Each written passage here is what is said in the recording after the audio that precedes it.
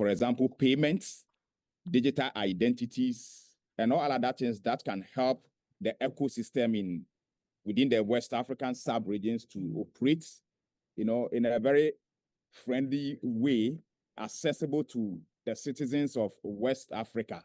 So I think, in short, as my colleague Taylor put it, it's just going to harmonize the digital ecosystem, specifically tailored to the needs of West African, which is very particular to our own needs, to make it usable for us. So in a brief, that is what the DPI is all about. Wow, thank you very much. That's very instructive. So let's move to our online participants. Ajiboye, brief overview, DPI. Okay. I guess everyone can hear me. All right. So I mean, Emmanuel was able to use the road as an example, and let's go digital right now. So imagine digital IDs, digital payment. Now, what DPI provides is the foundation, right? And the foundation in the sense that it allows the government, stakeholders, even the citizens to be able to interact digitally. Now, let's use the trending, what's going on right now, which is majorly AI, right? AI needs meaningful data. AI needs meaningful information. DPI provides the structure that AI needs. Imagine DPI has a pipeline that you have your lightning cable, you have even your water pipes, right, inside running into your house. And imagine DPI being that pipeline and AI running through it. So DPI in a short form, it is the foundation of everything digital. And I think I've been able to. Wow, yeah. That's also very striking and very instructive too. Ajiboye, Bukola, did I get your name right? Yes. Can you also provide a brief overview? I think that Taylor, Emmanuel, and Obalolu are giving insightful, descriptive meanings of DPIs, but I'll just simply put that, in the simplest term, it's like having digital systems that enable the delivery of public or services. So it just makes life easier in the simplest term, from data exchanges to payment systems, to digital identities. I think they've spoken more to it. So that's simply what DPIs are. Wow, that's also very forward-looking. So what I did get from it is that DPI, digital payment systems, digital infrastructure, it all encompasses everything. Okay, thank you very much. I would like to stay with you on that. Looking at West Africa, looking at how big we are, legend, about more than 200 million people in Nigeria. You look at Ghana, Senegal, Gambia, Guinea. What do you think the biggest challenge when it comes to DPI, in rolling out DPI?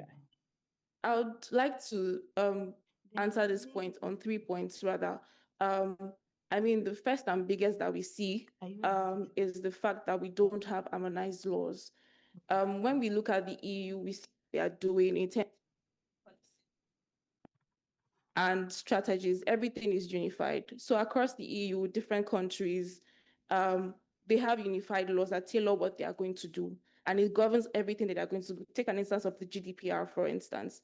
Different countries in the EU, from Ireland, the Netherlands, all of them work together with the GDPR, and it makes for bigger growth in terms of economy and policies that they have to go along with. Yes, it scales everything. So, I mean, the biggest problem that we have now is that we have decentralized laws. Every country has different laws that they go by at national level, which is good, right? But when we connect these dots together, it forms something unified for us, and it can scale us as a continent. I would also like to say that another issue we have is our internet. There is no reliable internet facility for us. So how do you scale a digital system when you don't even have internet to be able to operate that with? Where is West Africa going with that? So when we factor in all these things, it solves for most of the major problems that we have now, right? So another thing is digital literacy. because most of the people that we want to provide this infrastructure for do not even understand how it operates or how it works. So how can we go from there? But it's a long shot to also say that we can solve for this problem, because going into the grassroots and making them understand how these things work is not going to be easy, or it's going to be a multi-pronged approach, basically. So if we can solve these 3 points, I feel like we'll go a long way in West Africa. And I think like the biggest challenges that we have so far. Hello. Let me go to my online participants. Mr. Gadasu, you are well versed when it comes to data protection, data governance, and I wanted to just take it from that angle. The biggest stress when it comes to rolling out, or say, challenges of DPI, digital public infrastructure in Africa. Okay. The biggest challenge I can foresee West Africa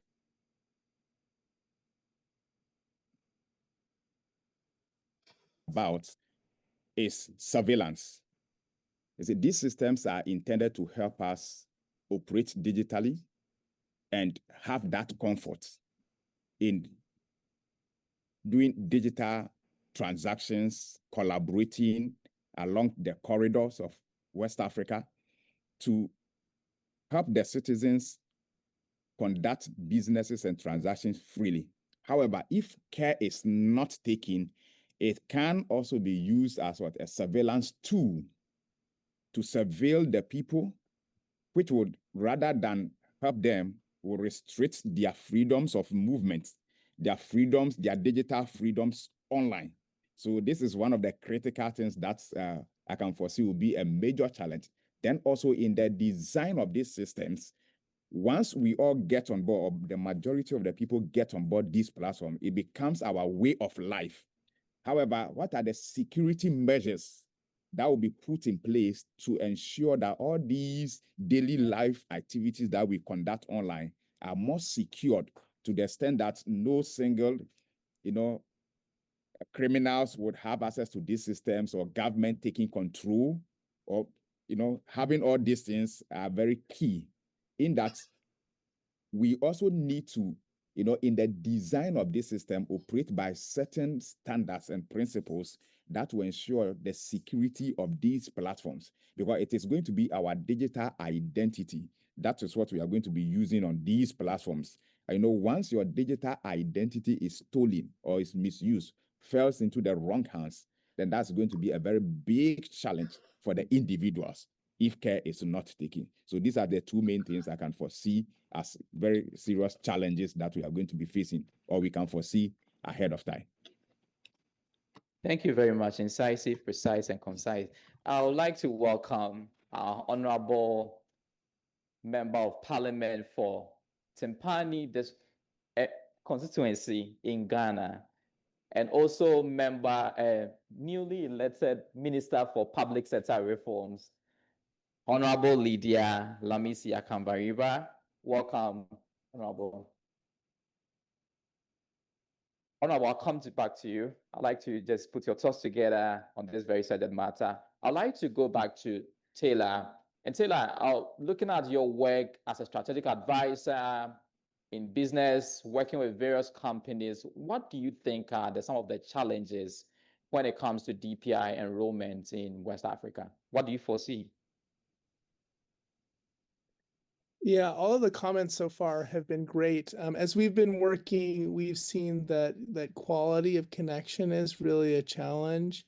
And at the same time, I think, exactly what Mr. Gadasi had said as well about setting up your systems correctly so that they scale well, but they're also safe enough that you end up with a lot of the benefits, but none of the downsides.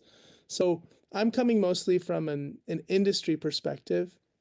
And what I found is that if we can have these tools in place, it helps us a lot, right? It helps everybody do better, have access to more money, the ability to move it around, to learning, right?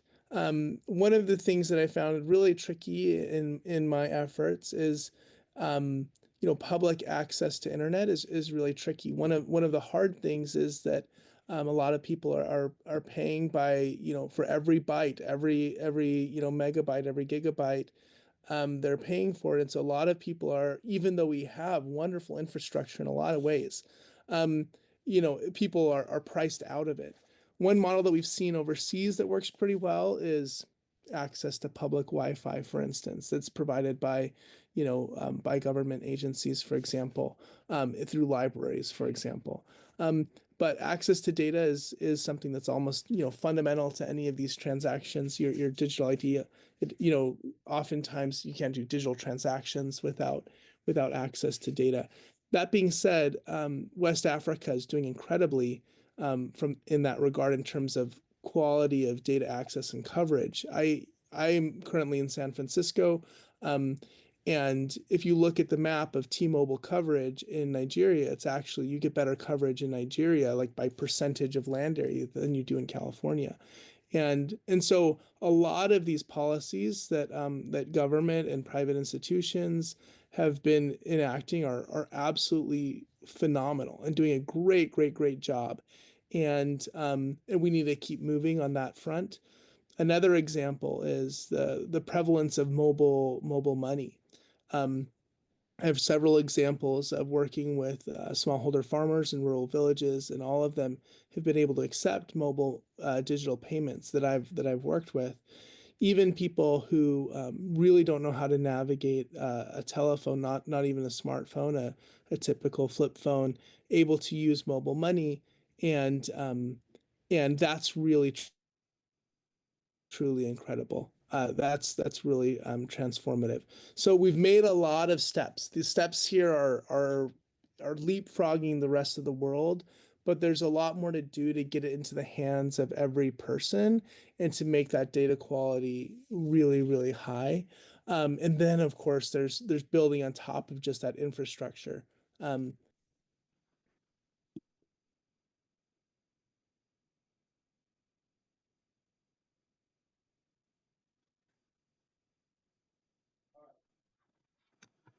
Thank you very much, Taylor. And since you are having a bit of technical hitch here, but we did get whatever he wanted to say. How West Africa, we are doing a lot, but we need to do much better. We need to just keep on keeping on. I'd like to go to Ajiboye. A lot has been said. And looking from the perspective from Nigeria, and also you've been in this space, what do you think? What do you foresee, and what do you think are some of the challenges to here? Honestly, yeah, like you said, a lot has already been said. But if I'm to look at the case of Nigeria as an example, I think the first one is trust, right? Hardly, it's rare to see people locally that would trust what's the work of what we're trying to build, especially in the context of DPI. Let me use our own NIN, National Identity Number, as an example. I think as of March, about 117 million people have NIN out of over 200 million citizens, right? Now, what people don't understand is that this IDs actually help to be able to, they're like the foundation for everything. Maybe some weeks ago, my brother just reached out and was like, "Oh yeah, he wants to do his set up his international passport." And in like 3 days, he just go back and was like, "Yeah, he said we'll be ready. They'll send it to me." I said, "I don't understand how." So apparently, they just need his NIN and then some of his other numbers, and they were able to pull the data. And what I'm trying to say is trust. If we have the trust, and that's where constant awareness comes in as a solution, right? If we have that, I think we solve that major challenge in West Africa. Another one is capacity. Most of public sector office, right? They don't even have the capacity to be able to do normal digital, digital day-to-day activity, not to talk of over something that is more than that, right? So, and that's where capacity building comes in as a solution as well, right? So, I think if you can add these two challenges to every other one, other panelists have mentioned, I think we're good. Thank you very much, And the issue of trust is something which has become quite commonplace in, I think, in all the regions in West Africa, all the countries in West Africa. I'd like to ask Honorable, welcome.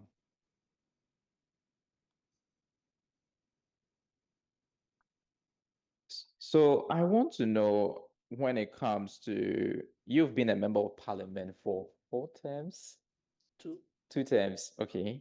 And I would like to know, when it comes to what role should governments be doing in developing govern DPI? And you are now a minister. What kind of things will you be advocating for? What way should we go in governing DPI? Thank you very much. Good morning, everybody. Good afternoon, wherever you are listening from. This question has been asked so many times, but the issue is the answer the same? If you ask a Nigerian has a different answer. A Ghanaian has a different answer. Any other person has a different answer to it. As a reformist, my responsibility is to make sure that there's reform in the public sector. As Ghanaians, or as to the Ghanaian law, there are a lot of gaps in the Ghanaian law, starting from our constitution, our criminal offences act, electronic communication act, the Right to Information Act. They are all gaps. And what Ghanaians or Ghana need to do, or Africa needs to do, is to look at our dated laws, because the world has moved on, there's change. We didn't know there was something called work from home. We need to look at our laws again and reform our laws to meet the current trends and the current changes. Again, we need to look at policies and programs that will eventually lead to the development of the DPI, not in Ghana alone, not in West Africa, but the world as a whole. We need to look at the way we used to do things. We need to look at policies. We have to create deliberate policies and make deliberate attempts to make sure that the policy that we bring on, for instance, Ghana has a policy in cybersecurity and data protection. We have policies in data management. We have policies in the data, provision of data infrastructure or digital infrastructure. The world have come to realize that the data policy or data or digital platform is what will bring employment. It will bring financial independence. It will bring a lot of things into our society. So therefore, we need to look at it and look at it as a holistic approach. We have a holistic approach to make sure that everybody understands where we are going to and where we have or where we are coming from. Thank you very much. Thank you very much, Honorable. I wanted to stay with you on this question, or this very important subject matter of policy. There seems to be that kind of gap in terms of policy and actionable implementation. We seem to have the finest policy from Nigeria to Ghana to Gambia and all those things. But there is implementation. You sitting right now as a Minister of Public Sector Reforms, what kind of deliberate measures can we put in place in terms of implementation? You've been in this ecosystem for a while. What can we do so that we can move from we design the policy issues, moving to actionable implementation? Thank you very much. Sitting here, I'm wearing 2 hats, a member of parliament and a member of the executive. Members of parliament, we do the policies, we do the laws, we do the legislations that has to do with DPI. But the executive is supposed to do the implementation. Today, if you ask somebody in the digital space, the person will say, we have challenges. What are the challenges? So it's about implementation, It's about financial independence. But as to whether those policies that we are putting there is getting the needed attention by the executive, yes and no. Yes, because we are doing our best. But what we actually need to do now as people or as Ghanaians or as Africans is to make sure that the beautiful policies I put to use, they should have human face. And that human face is the implementation. And who are the people to implement? It's we, the executive. So what is the reason why we are not implementing? Is the question that we'll be asking ourselves. So there should be that kind of deliberate collaboration between different agencies, the government, civil society, the telecost, so that all those beautiful policies that we put together in relation to DPI can come to fruition. Even though we can just put them there, they'll be on the shelves and then at the end of the day, get dusty. So we need a deliberate collaboration between these three kind of people to make sure that the policy that we put there is put to use. For instance, in Ghana, we have the Cybersecurity and Data Protection Authority. But why is it not working? Though it's working, but people are not feeling the effect. We should have that dialogue between the three groups of people, and we all come to the understanding that this is the way to go, so that we all understand. And when we are implementing, everybody have the feel. For instance, digital infrastructure. The telecoms is supposed to provide digital infrastructure in Ghana, but we don't have enough digital infrastructure in Ghana. So there's that deliberate connection between the government and the telecoms to make sure that there is a lot of digital infrastructure, especially at the rural area, for people to enjoy whatever we are putting in place as a policy. Thank you. Thank you very much. You raised very important points, concerted efforts between the various stakeholders. And that's why we are gathered here, multi-stakeholder approach, and also the human value, respect for all humanity in whatever we are designing, policies, whatever we are in. There must be empathy. That must be the bedrock.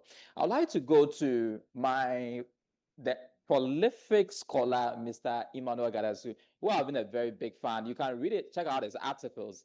Mr. Gadasu, I want to know, how can we design DPI so that it's privacy respecting? Okay. One of the key elements which we can develop DPI's weights is in different folds. And I'm going to break them down into about 3 or 4 main key points. Number one is privacy by design. All right. So when we go by that principle of privacy by design, what it means is that we are following certain principles that will make it minimal collection of personal data, where we'll be needing explicit consent, or we have mechanisms that will rely on the consent of the individuals, limitation of the purposes, and having user controls in place in all the infrastructure, the different infrastructure or platforms that we will be using. Then secondly, we need to also look at the legal and institutional safeguards. As Honorable Minister has just spoken about the legislative aspect of all these things. And as West Africa, currently there are some things going on at the AU level, which might take some time. West Africa could also come with a very structured legal and institutional safeguard to protect the data that will be involved. What is going to be huge forms of data for this platform, the DPIs that we are going to be using, is going to involve huge volumes of data. So just look at even Nigeria alone, look at the sheer number of people, the population, adding Ghana, Cote d'Ivoire, and all the sub-regions to it. That's going to be huge volumes of data. And we need the legal aspects and also institutional safeguard to protect this data from unauthorized uses. Then we also need what? Security standards, okay? Ensuring that these systems have multi-factor authentications, end-to-end encryption from all grounds, from the collection the usage, the storage, the transmission of all these multifaceted data within the DPI ecosystem. We also need community trusts and education. And I think my sister Adebola also made mention of it. The trust that the citizens have in these systems is something that must be taken very seriously, in the sense that when we build this, it must be, the trust in these systems must be from the grassroots. It is a community-based something that will ensure that people's personal data are protected. Then we also need to invest in digital literacy programs. Majority of the people whose life these DPIs are going to affect are mostly let's say, illiterate, or the level of education, digital literacy is very low. And these are digital systems that we are going to be using. So a lot more education is also needed. Even though we can put the technical controls in place, if the users are not educated enough, they will still be, living or taking actions that would allow criminals to have access to their data. Lastly, we also need independent oversight, which is very, very key. We need privacy board oversight, both through academia, civil society, and private sectors, to monitor the deployment of these DPIs and also propose course of corrections that will come along the way as we journey forward. So in short, to create these platforms, we need constant improvement, and we need to take the necessary technical, organizational, national measures to ensure the security of this data that we put on these DPIs as we journey along. Thank you. Thank you very much. Two things that strike me. The issue of digital literacy, I think, is the bedrock of all these conversations, how people are digitally literate in all these things, the conversation we are having. And also, you did mention about oversight. People sitting on the top of Mount Olympus like Zeus, watching over us, watching over all our data protection issue laws and all that. Thank you very much. Time is fast spent, but we will go to the last round of questions. I'll go to Bukola. Bukola, in your earlier intervention, you did mention about harmonization. I want you to just talk about driving from the various examples from Africa. What can we learn from other countries, and what can we do in terms of harmonization of laws and policies? Like the guy will say, if you don't know where you are going, every road will lead you anywhere. And there's knowledge sharing too. We need to learn from other jurisdictions or climes. Can you just provide context to that, examples, and how can we go about it? Thank you very much. So yes, I had spoken a bit to how the EU, has harmonized laws, which is also helping, at national levels, different countries to scale.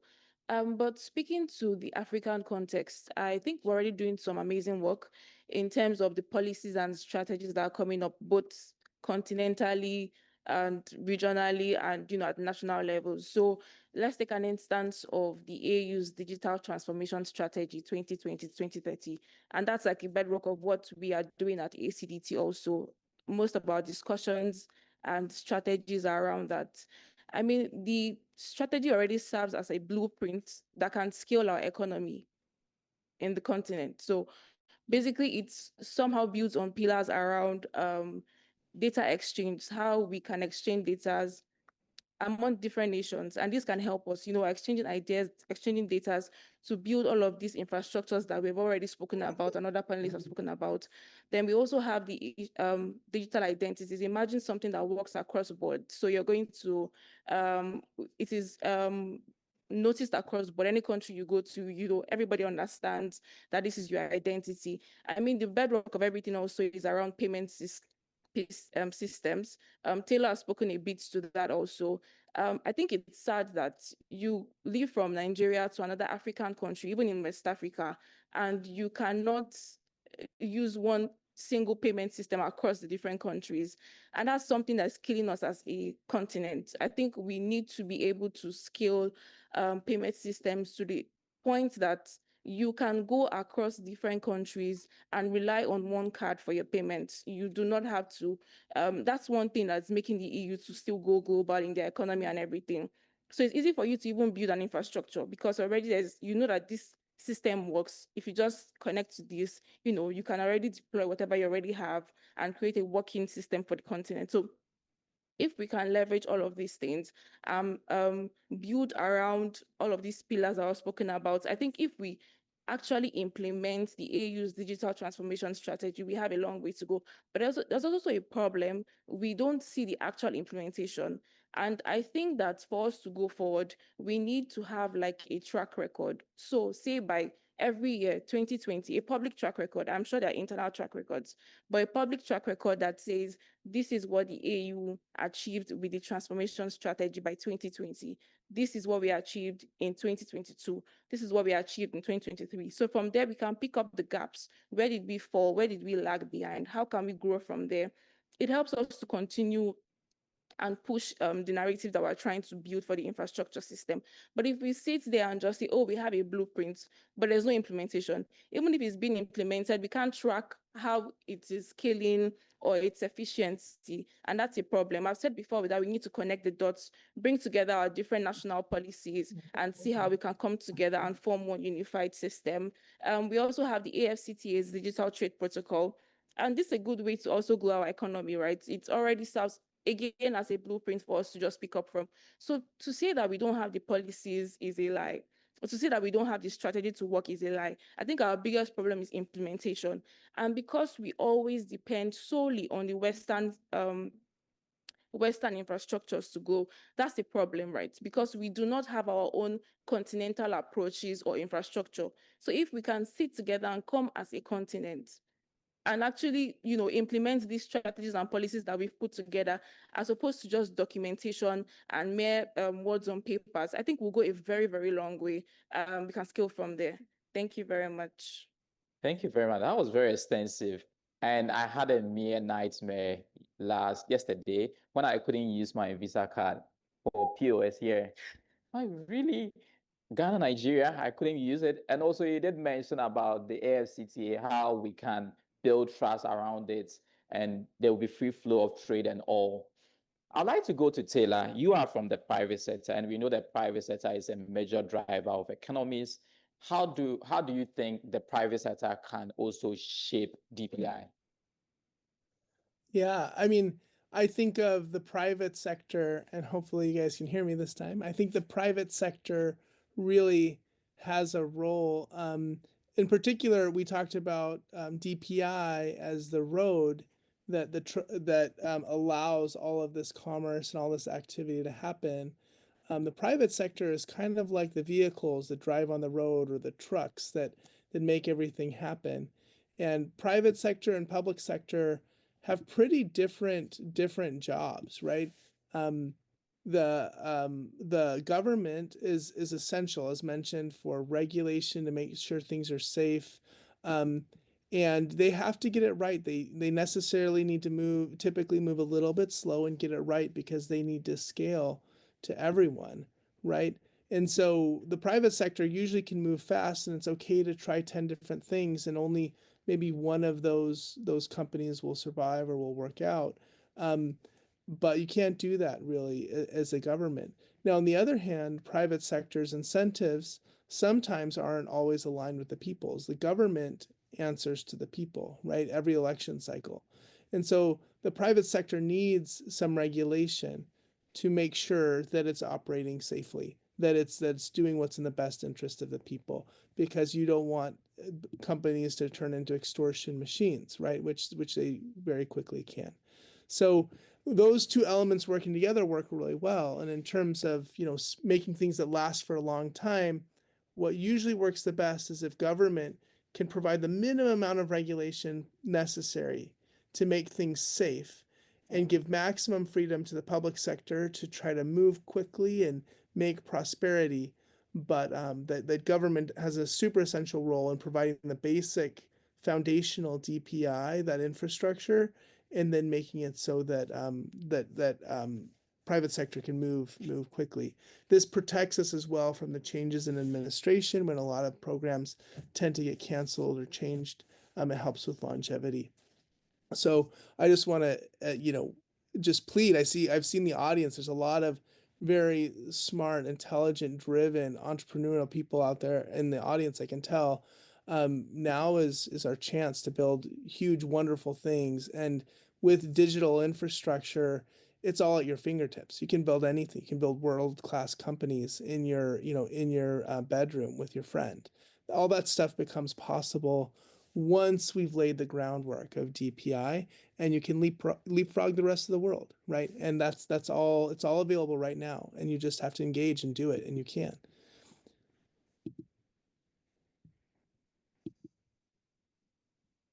Thank you very much.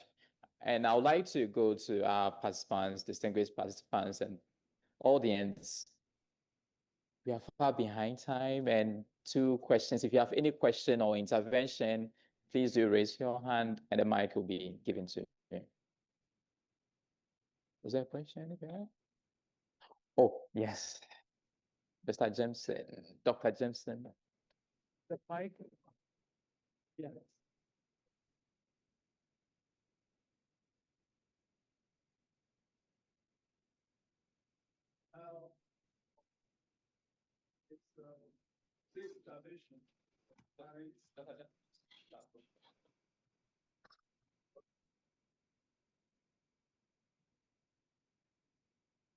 Thank you very much. Good morning. Great panelists and great interventions. My name is Jameson Lulufuye. If you look at it closely, yes, we all agree we have missing links. But what do we really need to do?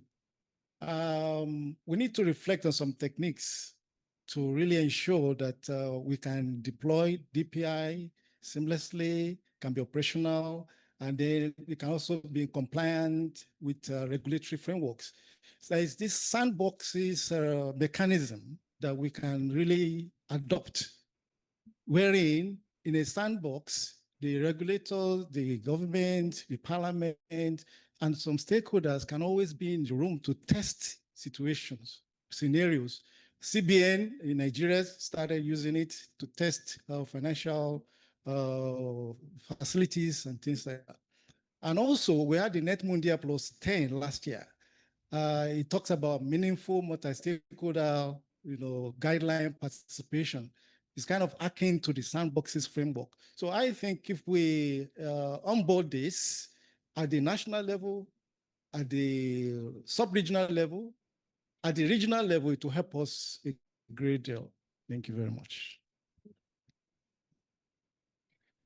Thank you very much, Dr. Jameson, for your great intervention. Please, if there any other question, okay, let's take it.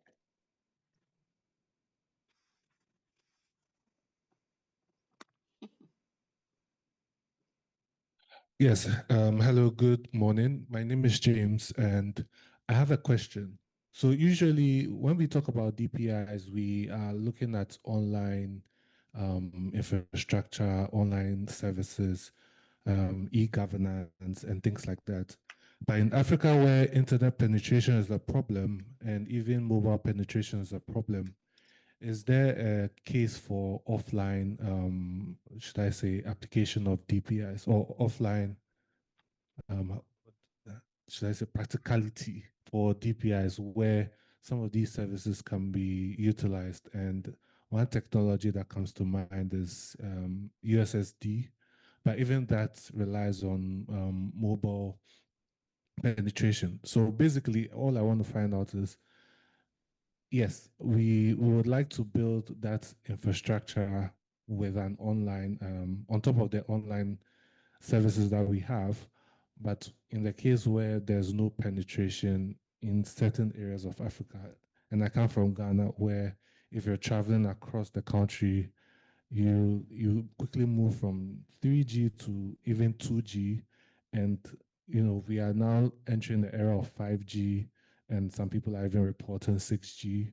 So is there something we could do for those who cannot have that regular access to the internet, but at the same time building for those who can?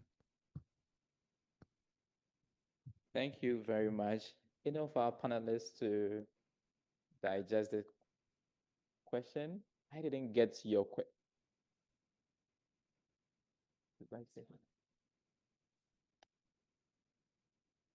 Thank you very much for that question.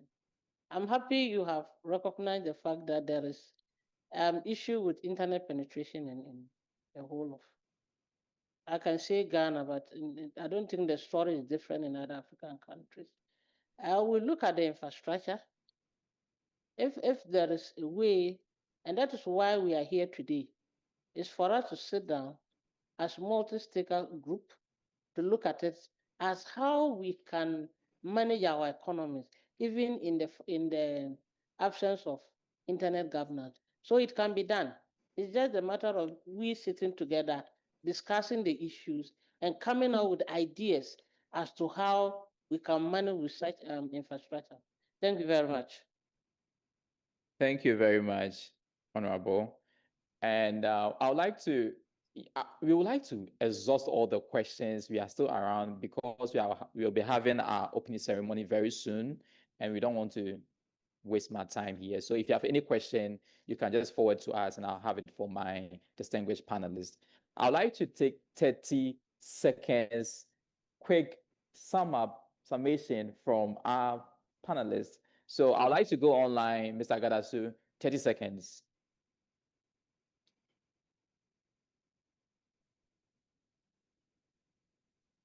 Yeah. Hello, am I audible? Very audible. All right. So to sum it all up, digital public infrastructure is a great initiative. It is going to help the West African sub-region to coordinate, do commerce, do business in a very secure manner.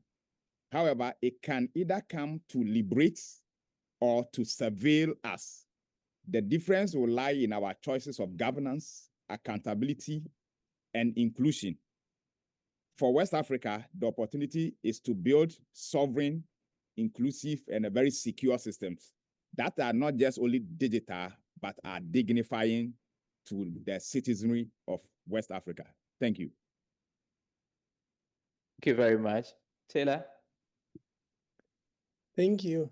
In many ways, the world is in awe of what's been happening in Western Africa and in Africa in general. In the ways that we've been leapfrogged technologically, the ways that you've been able to come up with solutions that work there and don't rely on all of the baggage that we've created as the rest of the world, right? Jumping straight to wireless data, jumping straight to distributed electrical systems. There's so much opportunity here, and how we together choose to do DPI will make a huge difference. And the opportunities there are, as I mentioned before, are absolutely enormous. This is how we bring some of the capital from larger markets into the one real market that's going to matter in the future. Africa is the only market that's growing exponentially still. Every other continent has kind of flatlined in terms of population. Really, the future is African, and you get to design it, right? We get to decide what the future of digital infrastructure looks like, and really, you guys, we can start from a clean slate. So I implore everyone to be involved. This is one of the most important problems and opportunities facing Africa, is how do we develop this infrastructure so that it just makes the economy hum. It really lets you leapfrog the rest of the world. So super excited for our panelists, incredible talent and intelligence on this stage, and really excited for everything we're going to do together. Thank you very much. Honorable, 30 seconds. Thank you very much, everybody, for listening. DPI is the new goal of the world. And I think as Africa, if we really need to harness it, we need to build trust, we need to build protection of our data, and we need to be inclusive and people-centered. Thank you very much. Thank you.